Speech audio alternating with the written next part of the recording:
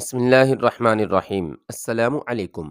ادھر مرو میں سلطان ملک شاہ اور نظام الملک پیچ و تاب کھا رہے تھے۔ سلطان ملک شاہ تو زیادہ فوج بھیج کر بہت بڑا حملہ کرنا چاہتا تھا، لیکن نظام الملک نے اسے روک دیا اور کہا تھا کہ ایسے عقل مند اور غیر معمولی طور پر دلیر جاسوس بھیجے جائیں جو حسن بن صباح اور احمد بن عطاش کے خفیہ حلقے تک پہنچ کر اندر کی خبریں لائیں تاکہ ان کے مطابق کوئی کارروائی کی جائے۔ اصل پیچ و تاب تو سالار قزل ساروق کھا رہا تھا۔ وہ اپنی بے عزتی کا انتقام لینے کو تڑپ رہا تھا۔ اس نے سلطان ملک شاہ اور وزیر اعظم سے کئی بار کہا تھا کہ اسے جاسوسی کے لیے بھیجا جائے۔ یہ کام سالار کا نہیں ساروق۔ آخر ایک دن سلطان نے اسے اپنا فیصلہ سناتے ہوئے کہا تھا، حملے کی صورت میں ہم تمہیں ہی بھیجیں گے، لیکن 2 تجربوں کے بعد ہم تیسرا ناکام تجربہ نہیں کریں گے۔ میں حسن بن صباح کو اپنے ہاتھوں قتل کرنا چاہتا ہوں۔ قزل ساروق نے کہا، صرف یہ شخص قتل ہو جائے تو باطنیوں کا کھیل ختم ہو جائے گا،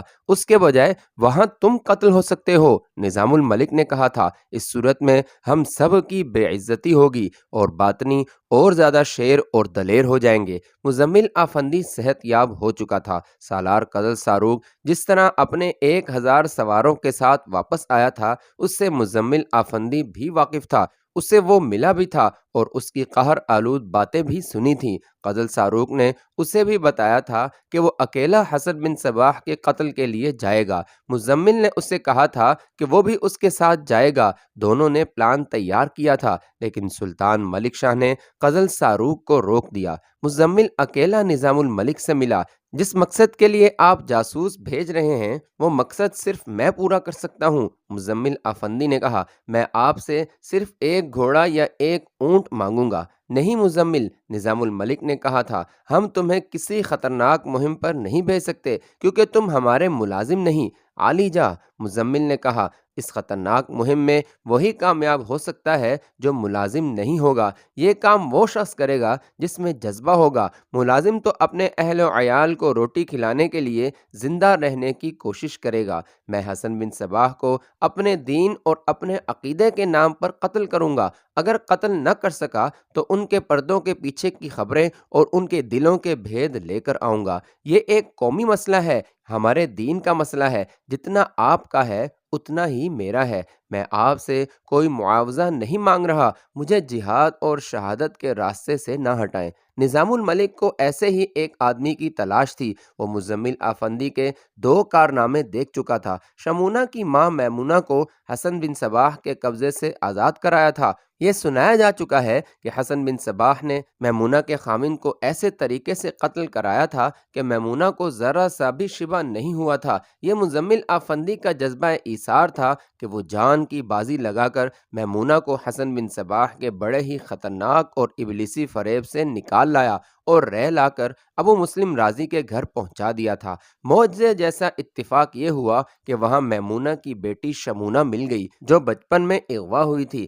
مزمل آفندی کا دوسرا کارنامہ بھی کم قابل قدر نہ تھا۔ اس نے سلطان ملک شاہ کو بتایا تھا کہ حسن بن صباح ایک قافلے کے ساتھ اصفہان جا رہا ہے۔ سلطان ملک شاہ نے 500 سوار بھیجے جن کی رہنمائی مزمل آفندی نے کی تھی۔ پھر تبریز کی لڑائی میں مزمل اتنا زیادہ زخمی ہوا تھا کہ اس کا زندہ رہنا مشکوک تھا، لیکن وہ اتنی دور سے اس حالت میں مرو سلطان ملک شاہ کے پاس پہنچا تھا کہ طبیب اور جراح دیکھ کر حیران رہ گئے تھے کہ یہ زندہ کیسے رہا۔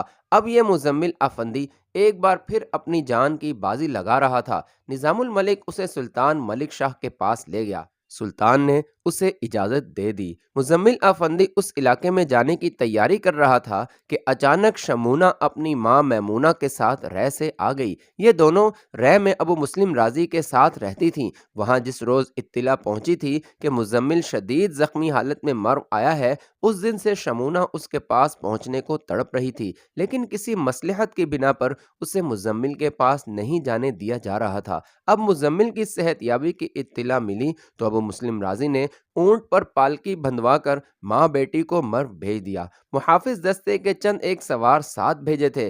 میں پھر جا رہا ہوں شمونہ، مزمل نے کہا، کہاں؟ تمہاری اور تمہاری ماں کی عصمت کا انتقام لینے۔ مزمل آفندی نے کہا اور اسے بتایا کہ اس کا مشن کیا ہے۔ میں بھی تمہارے ساتھ جاؤں گی۔ شمونہ نے بےتابی سے کہا، میرے لیے مشکل پیدا نہ کرو شمونہ۔ مزمل نے کہا، تم حسن بن صباح کی دنیا سے بھاگی ہوئی ہو، وہاں فوراً پہچانی جاؤ گی۔ تم حسن بن صباح کی دنیا سے واقف نہیں مزمل۔ شمونہ نے کہا، میں کوئی بھیس بدل لوں گی، تمہاری رہنمائی کروں گی۔ اس نے اتنی ضد کی کہ نظام الملک کو اطلاع دی گئی۔ اس نے شمونہ سے کہا کہ ہم مسلمان ہیں اور مسلمان اپنی بیٹیوں کو نہ میدان میں اتارتے ہیں نہ ہی انہیں جاسوسی کے لیے استعمال کیا کرتے ہیں۔ پھر ایک دو باتیں سن لو مزمل، شمونہ نے کہا، کسی خوش فہمی میں نہ رہنا۔ باطنیوں کی نظریں انسان کے جسم کے اندر بھی چلی جایا کرتی ہیں، کسی پر اعتبار نہ کرنا۔ وہاں تمہیں مجھ جیسی کوئی لڑکی مل جائے اور تمہارے آگے روئے اور فریاد کرے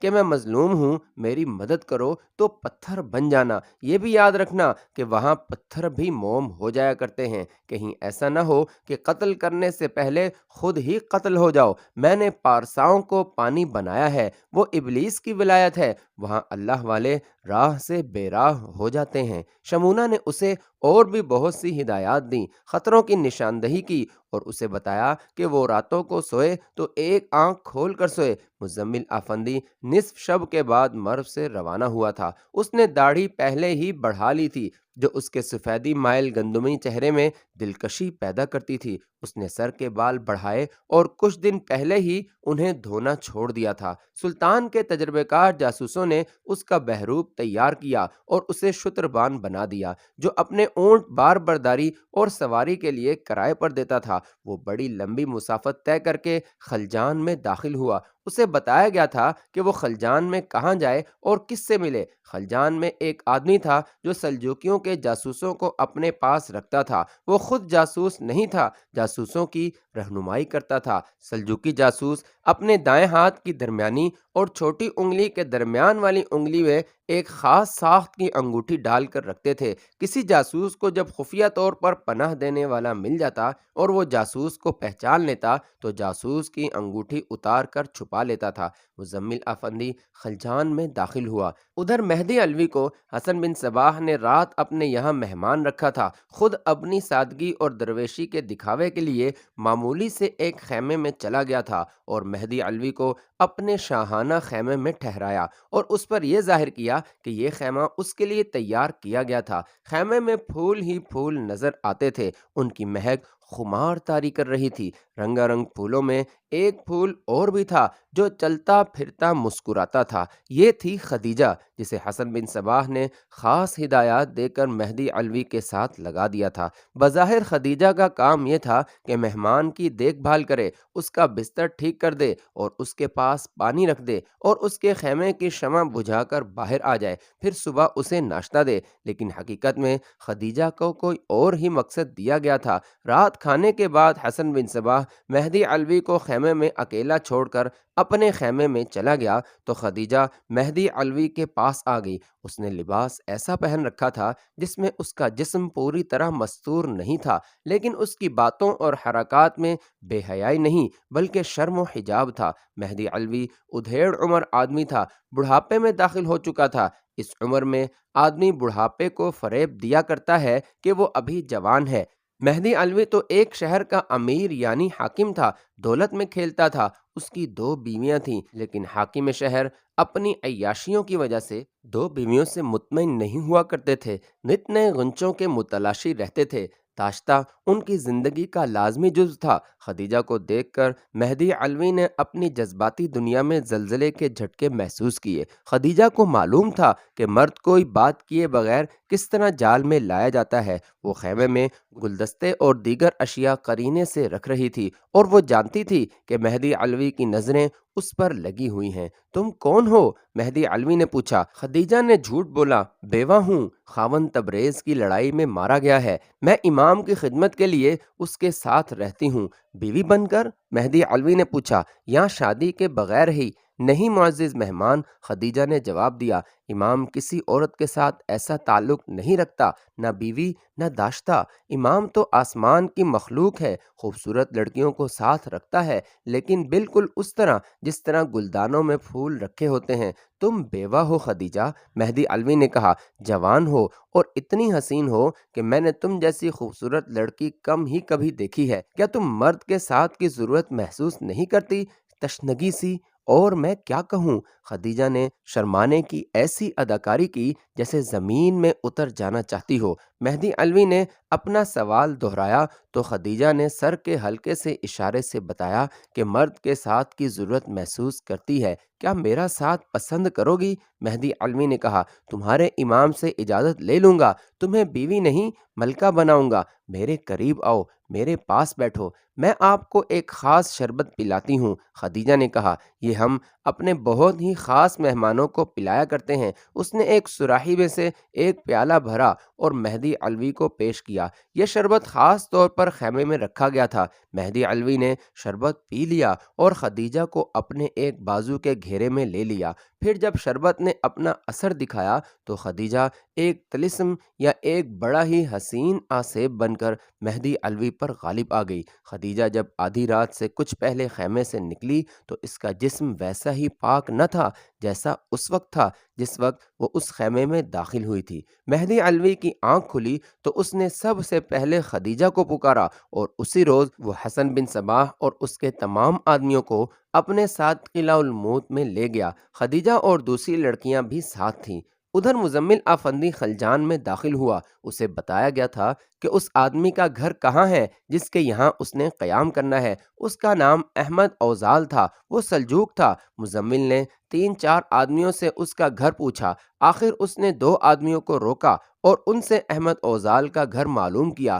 انہوں نے اسے صحیح راستے پر ڈال دیا۔ وہ چلا گیا تو ان دونوں میں سے ایک آدمی اسے جاتا دیکھتا رہا۔ شاید میں اس شخص کو جانتا ہوں، اس نے کہا۔ جانتے ہوگے؟ دوسرے نے کہا، شتربان ہے، کبھی تم نے اس کا اونٹ استعمال کیا ہوگا؟ نہیں، یہ شتربان نہیں، پہلے آدمی نے کہا، اور اس نے جس کا گھر پوچھا ہے وہ بھی مشکوک آدمی ہے۔ مزمل آفندی پہچانا گیا تھا اور وہ بے خبر تھا۔ رات کھانے کے بعد مزمل آفندی اور احمد اوزال الگ بیٹھ گئے۔ اب بتاؤ مزمل، احمد اوزال نے پوچھا، کیا تم کسی خاص مقصد کے لیے آئے ہو یا میری طرح جاسوسی کے لیے یہی رہو گے؟ میں بہت بڑا مقصد لے کر آیا ہوں احمد بھائی، حسن بن صباح کو قتل کرنا ہے یا اسے زندہ پکڑ کر سلطان ملک شاہ کے حوالے کرنا ہے۔ کیا تمہیں سلطان نے کہا ہے کہ یہ کام کرنا ہے؟ احمد اوزال نے پوچھا۔ ہاں احمد بھائی، مزمل نے جواب دیا، سلطان نے کہا ہے، اور وزیر اعظم نظام الملک نے بھی۔ نظام الملک نے بھی؟ احمد اوزال نے حیرت سے کہا۔ وہ دونوں اسے کوئی عام سا فریب کار اور شیطان فطرت انسان سمجھ رہے ہیں جسے وہ بڑی آسانی سے قتل کرا دیں گے، اسی لیے انہوں نے مجھے تمہارے پاس بھیجا ہے۔ مزمل نے کہا، مجھے بتاؤ کہ میں اسے کہاں اور کس طرح قتل کر سکتا ہوں۔ اگر تم اسے ناممکن سمجھتے ہو تو یہ بھی بتا دوں کہ میں ناممکن کو ممکن کر دکھاؤں گا۔ تم جذبات کے غلبے میں بات کر رہے ہو مزمل، احمد اوزال نے کہا۔ تم ناممکن کو ممکن نہیں بلکہ ممکن کو ناممکن بنا دو گے۔ سلطان اور نظام الملک حسن بن صباح کے ہاتھوں قتل ہو سکتے ہیں، اسے قتل نہیں کروا سکتے۔ تم کچھ دن یہاں رہو، میں تمہیں قلعہ الموت میں لے جاؤں گا، خود ہی دیکھ لینا کہ اسے تم کس طرح قتل کر سکتے ہو۔ ہم 3-4 آدمی یہاں سے چھوٹی بڑی خبر سلطان تک پہنچا رہے ہیں۔ ایک بات کہوں احمد، مزمل نے کہا، بری لگے تو معاف کر دینا، میرا خیال ہے کہ تم سلطان کے تنخواہ دار ملازم ہو، تم اپنی جان کو خطرے میں نہیں ڈال سکتے، میں جذبہ لے کر آیا ہوں، اس میں بری لگنے والی بات کوئی نہیں مزمل، احمد اوزال نے کہا۔ بے شک ہم اس علاقے میں جو چند ایک آدمی جاسوسی کے لیے آئے ہیں سب تنخواہ دار ملازم ہیں، لیکن ہم رضاکارانہ طور پر آئے ہیں اور وہی جذبہ لے کر آئے ہیں جس نے تمہیں یہاں آنے پر مجبور کیا ہے۔ فرق صرف یہ ہے کہ ہمیں تجربہ کار استادوں نے جاسوسی کی تربیت دی تھی، پھر ہمیں آزمائشوں میں ڈال کر پرکھا اور اس وقت یہاں بھیجا جب انہوں نے اطمینان کر لیا کہ ہم اس کام کے لیے تیار ہو گئے ہیں۔ صرف ایک جذبہ کچھ نہیں کر سکتا، اور میں تمہیں یہ بھی بتا دوں مزمل، جس میں جذبہ نہیں وہ بھی کچھ نہیں کر سکتا۔ تم میری رہنمائی کرو احمد۔ کیوں نہیں کروں گا؟ احمد اوزال نے کہا، میں تمہیں الموت لے جاؤں گا، خود دیکھنا کہ حسن بن صباح تک قتل کے ارادے سے پہنچنا کس قدر دشوار اور خطرناک ہے۔ اس نے نبوت کا دعویٰ تو نہیں کیا، لیکن لوگوں نے اسے نبی ماننا شروع کر دیا ہے۔ اس نے لوگوں سے کہا ہے کہ وہ انہیں دنیا میں جنت دکھائے گا۔ یہ میں جانتا ہوں، مزمل آفندی نے کہا۔ ہاں، احمد اوزال نے کہا، تم یہ بھی جانتے ہوگے کہ انسانی فطرت کی کمزوریوں اور کبھی پوری نہ ہونے والی خواہشات کو اگر تسکین ملتی ہے تو وہ ابلیسی اوصاف سے ہی ملتی ہے، یا اس انسان سے ملتی ہے جس نے اپنے اندر یہ اوصاف پیدا کر لیے ہوں۔ ابلیس کا بنیادی وصف یہ ہے کہ بندگان خدا کو خدا اور رسول صلی اللہ علیہ وسلم کے بتائے ہوئے راستے سے ہٹانا اور نفسانی لذت پرستی کا عادی بنا دینا۔ باتیں بہت ہو چکی احمد بھائی، مزمل آفندی نے کہا، اب کچھ کرنا ہے، اس ابلیس کا راستہ روکنا ہے۔ یہ صرف سلطان ملک شاہ کا مسئلہ نہیں، یہ ہر مسلمان کا مسئلہ ہے، یہ میرا اور تمہارا مسئلہ ہے، یہ دین اسلام کا مسئلہ ہے۔ میں حسن بن صباح پر 2 وار کر چکا ہوں، اس کے قبضے سے ایک عورت کو آزاد کروایا تھا۔ مزمل نے احمد اوزال کو سنایا کہ اس نے میمونہ کو کس طرح حسن بن صباح سے آزاد کروایا تھا، یہ بھی سنایا کہ اس نے کس طرح اس قافلے پر 500 سواروں کا چھاپا مروایا تھا جس قافلے کے ساتھ حسن بن صباح اصفہان جا رہا تھا۔ میں اپنی جان کی قربانی دینے آیا ہوں احمد بھائی، مزمل نے کہا، مجھے تمہارے پاس بھیجا گیا ہے، تم نے میری رہنمائی کرنی ہے۔ میں عہد کر کے آیا ہوں کہ زندہ اسی صورت میں واپس جاؤں گا کہ حسن بن صباح زندہ نہیں ہوگا۔ میں کامیاب لوٹنا چاہتا ہوں، میں تمہارے ساتھ ہوں مزمل، احمد اوزال نے کہا۔ میں تمہارا حوصلہ توڑ نہیں رہا، صرف خطروں سے آگاہ کر رہا ہوں۔ میں تمہیں چند دن اپنے پاس رکھ کر تمہاری تربیت کروں گا۔ جاسوسی اور تباہ کاری کے معاملے میں تم بالکل کورے ہو، تمہیں کچھ تو معلوم ہونا چاہیے۔ یہاں تمہیں اپنے دوستوں سے بھی ملوانا ہے، کل صبح باہر نکل جانا اور سارے شہر میں گھوم پھر کر یہاں کی گلیاں اور بازار بھی دیکھنا اور یہاں کے لوگوں کو بھی دیکھنا۔ یہ خیال رکھنا کہ کوئی تمہارے ساتھ الیک سلیک کرے تو اسے تپاک اور خندہ پیشانی سے ملنا۔ یہ بتاؤ کہ تم سے کوئی پوچھ لے کہ کہاں سے آئے ہو اور کیوں آئے ہو تو کیا جواب دو گے؟ کہہ دوں گا کہ بغداد سے آیا ہوں، مزمل نے جواب دیا۔ اصفہان کہہ دوں گا، میں نے بہت سفر کیا ہے اور بڑے شہروں سے واقف ہوں، یہاں آنے کی وجہ سیر و سیاحت بتا دوں گا۔ یہ ٹھیک ہے، احمد اوزال نے کہا، تم عقل والے ہو، میں سوچتا تھا کہ تم مر رے نیشا پور کہو گے، یہاں کسی کو پتہ نہ چلے کہ تمہارا سلطنت سلجوق کے ساتھ کوئی تعلق ہے۔ میرے متعلق دل میں کوئی غلط فہمی نہ رکھنا مزمل، میں مسلمان تو ہوں لیکن میں سلجوق ہوں، ترک ہوں۔ اس سلطنت کی بنیادوں میں میرے آباء و اجداد کا خون رچا بسا ہوا ہے، میں اس سلطنت کے ساتھ غداری نہیں کر سکتا۔ میں پہلے مسلمان ہوں پھر سلجوق ہوں، اس طرح اس سلطنت کے ساتھ میرے 2 رشتے بنتے ہیں۔ مجھے تنخواہ دار ملازم نہ سمجھنا، میں تمہارے ساتھ نہیں ہوں گا تو بھی مجھے اپنے ساتھ سمجھنا، اور بہت ہی ضروری بات یہ ذہن میں رکھنا کہ اس شہر میں باطنیوں کے جاسوس بھی موجود ہیں، کہیں پکڑے نہ جانا۔ اگلی صبح مزمل افندی احمد اوزال کے گھر سے اس خیال سے نکلا کہ سارے شہر میں گھوم پھر کر شہر سے واقفیت حاصل کرے گا۔ گلی میں اسی کی عمر کا ایک آدمی ٹہل رہا تھا، مزمل نے اس کی طرف توجہ نہ دی، اسے صرف دیکھا اور ایک طرف نکل گیا۔ وہ اس شہر میں اجنبی تھا، گلیوں کے موڑ مڑتا گیا، ایک گلی سے مڑ کر ایک اور گلی میں داخل ہوا۔ مزمل نے اس آدمی کو جسے اس نے احمد اوزال کے گھر سے نکلتے دیکھا تھا اس دوسری گلی میں آہستہ آہستہ چلتے دیکھا۔ اب کہ مزمل نے اسے ذرا توجہ سے دیکھا، اسے یاد آ گیا کہ کل اس نے اسی آدمی سے احمد اوزال کا گھر پوچھا تھا۔ مزمل بازار میں چلا گیا اور ایک دکان پر رک گیا، یہ خنجروں اور چھوٹی بڑی تلواروں کی دکان تھی۔ مزمل خنجر اٹھا اٹھا کر دیکھنے لگا، اس نے دائیں طرف دیکھا، اگلی دکان پر وہی آدمی کھڑا مزمل کی طرف دیکھ رہا تھا۔ مزمل نے اسے دیکھا تو اس نے منہ دوسری طرف پھیر لیا۔